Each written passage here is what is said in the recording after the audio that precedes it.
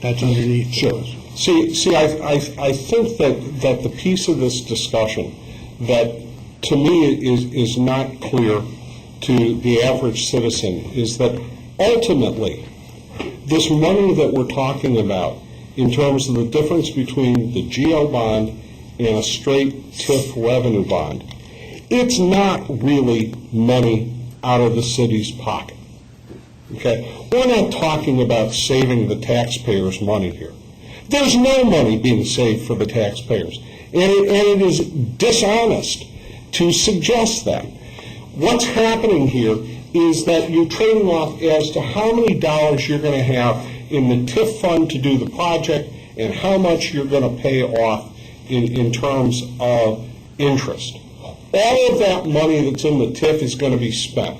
And the only question is whether that money is going to go to the revenue bond or whether it's going to go to the GO bond. If it goes to the GO bond, you have more money to spend on the projects. But you have another big thing that happens.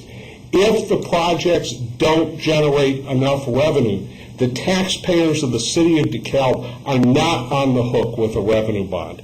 And I'm not sure exactly what's going on. I mean, I'm not sure why you even have revenue bonds as a tool if you don't open up the fact that you're going to pay a higher interest rate on those revenue bonds, and the buyers of the bonds are going to bear some risk. And some of that risk is a default risk.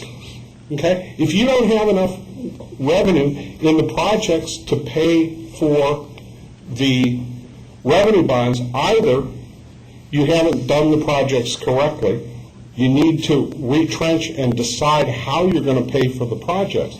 But I don't think most of the citizens of the city of DeKalb know that if the TIF fails, the city of DeKalb alone, their citizens are on the hook because those are general obligation bonds.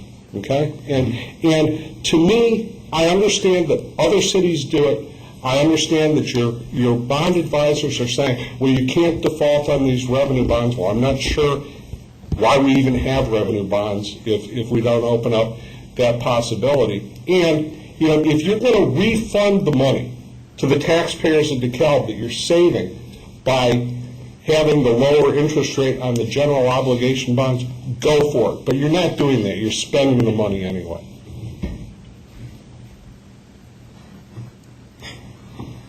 Thank you. That was an education for me. Seriously, thank you, Mike. And I do want to think we need to look at that as policy. And this is the same thing that our financial advisor on page 15 of his PowerPoint, he shows the difference in cost between the GO bond and the TIF revenue bond. Now, this is a policy decision, okay? He's showing here that it's 14.1 million if you do it as a GO backed, and 14.6 million if it's TIF backed. So is there savings? Yes. I think what Mr. Peddle is saying as well is that necessarily going to the taxpayer that savings. Well, no, it's not.